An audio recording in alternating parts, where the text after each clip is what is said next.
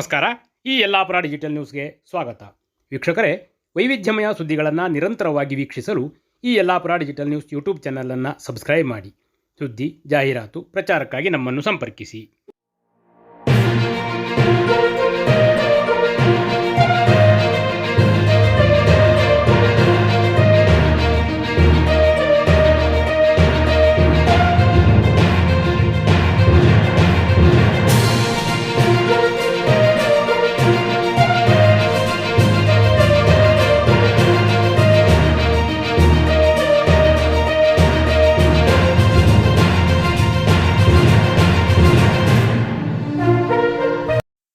Yellapur PLD bank ಅಧ್ಯಕ್ಷ RS Bhat Desai ಮನೆ ಅವರ ಮೇಲೆ ಕರಡಿಯೊಂದು ದಾಳಿ ನಡೆಸಿದ ಪರಿಣಾಮ RS ಭಟ್ ಅವರಿಗೆ ಗಾಯವಾಗಿದೆ.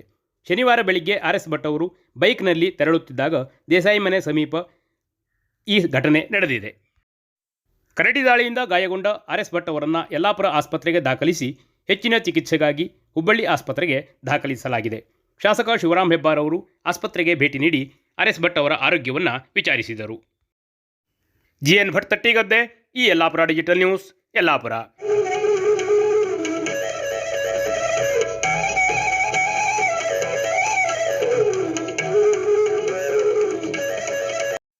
ಶ್ರೀ ಸಿದ್ಧಿವಿನಾಯಕ ಟ್ರೇಡರ್ಸ್, ಯಲ್ಲಾಪುರ.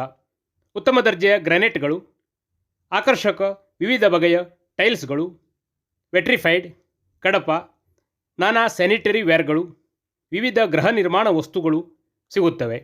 ಪ್ರಸಿದ್ಧ ಬರ್ಗರ್ ಕಂಪನಿಯ ಪೇಂಟ್ ಸಹ ಲಭ್ಯ.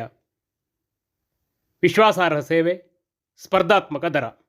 ಇಂದೇ ಭೇಟಿ ನೀಡಿ ಶ್ರೀ ಸಿದ್ಧಿವಿನಾಯಕ ಟ್ರೇಡರ್ಸ್, ಯಲ್ಲಾಪುರ.